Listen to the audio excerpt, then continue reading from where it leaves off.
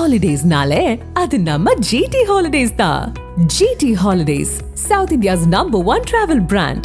You know you are special when you're with GT Holidays. Thanjai மாவட்டம் திருவிடைமருதூர் மற்றும் சுற்றுவட்டார பகுதிகளில் பல்லாயிரக்கணக்கான ஏக்கர் பரப்பளவில் பயிரிடப்பட்டிருந்த சம்பா நெற்பயிர்கள் மழை நீரில் மூழ்கி சேதமடைவதால் விவசாயிகள் வேதனை அடைந்தனர்.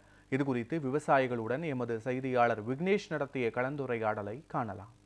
தஞ்சை மாவட்டம் திருவிடைமருதூர் சுற்றுவட்டார பகுதிகளில் கடந்த 2 நாட்களாக இரவு நேரங்களில் பெய்து வரும் கனமழை காரணமாக இந்த சுற்றுவட்டார பகுதிகளில் பல்லாயிரக்கணக்கான ஏக்கர் பரப்பளவில் மேற்கொள்ளப்பட்ட இந்த சம்பா சாகுபடி நெற்பயிர்கள் முற்றிலுமாக மழையில் தேங்கி முற்றிலுமாக சேதமாகக்கூடிய நிலை ஏற்பட்டுள்ளது.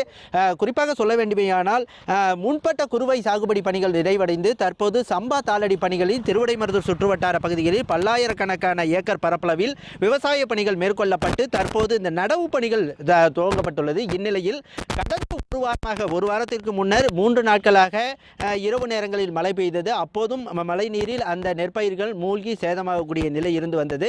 அதனைத் தொடர்ந்து அந்த மழை நீரை வடிய வைத்து மீண்டும் அந்த பணிகளை துவங்கிய விவசாயிகள் கடந்த 2 நாட்களாக மாலை நேரங்களில் அதி கனமழை பெய்த எதிரொலி காரணமாக வயல்களில் முற்றிலுமாக தண்ணீர் தேங்கியுள்ளது. இந்த பாதிப்பு ஏற்பட்டுள்ளது. இது குறித்து விவசாயிகள் இருக்காங்க, அவங்கள்ட்ட கேட்போம். சுத்தமாக அழுகி போச்சு. திரும்ப புதுசாக விதை விட்டு தான் புதுசாக நட்டாகணும். ஏற்கனவே நாங்கள் போட்ட இடிபொருள் அத்தனையுமே தண்ணியோட போயிடுச்சு. புதுசாக விதை வேணும், புதுசாக இடிபொருளுக்கு வேணும், உரம் எல்லாமே இலவசமாக கொடுத்தாங்கன்னா மறுபடியும் நாங்கள் நடுறதுக்கு நல்லாயிருக்கும். பெரும்பாலும் வடிகால் வாய்க்கால் சரிவர தூர்வாரலங்கிறீங்க. இதை நீங்கள் எப்படி பார்க்குறீங்க? மழைக்கு முன்னாடியே சரி பண்ணி அதெல்லாம் சரியாக வச்சுக்கணும். இல்லைனாக்கா இப்படி தான் இதெல்லாம் மூழ்கி போய் அருகி போச்சுன்னா அப்புறம் போட்ட முதல்ல என்ன பண்ணுறது? மழை நீரில் பயிர் மூழ்கி இருக்கிறத பார்த்தோம். இது நீங்கள் வடிய வைக்கிறதுக்கான என்ன பணியில் நீங்கள் வடிய வைக்கிறதுக்காக நாங்கள் சொந்த செலவில் நாங்கள் ஜேசிபி வர சொல்லியிருக்கோம். எங்கள் சொந்த கைகாசை போட்டு நாங்கள் தூர்வாரிக்கிறோம் அப்படின்னு சொல்லி அதிகாரிட்ட சொல்லியிருக்கோம். இந்த வடிகால் வாய்க்காலில் 2-3 பேர் வண்டி சோடை போட்டிருக்காங்க, வண்டி பாதை போட்டிருக்காங்க. அதனால் தண்ணி தேங்குது. நான் மாவட்ட ஆட்சியர்கிட்ட 2 முறை நான் மனு கொடுத்துருக்கேன்.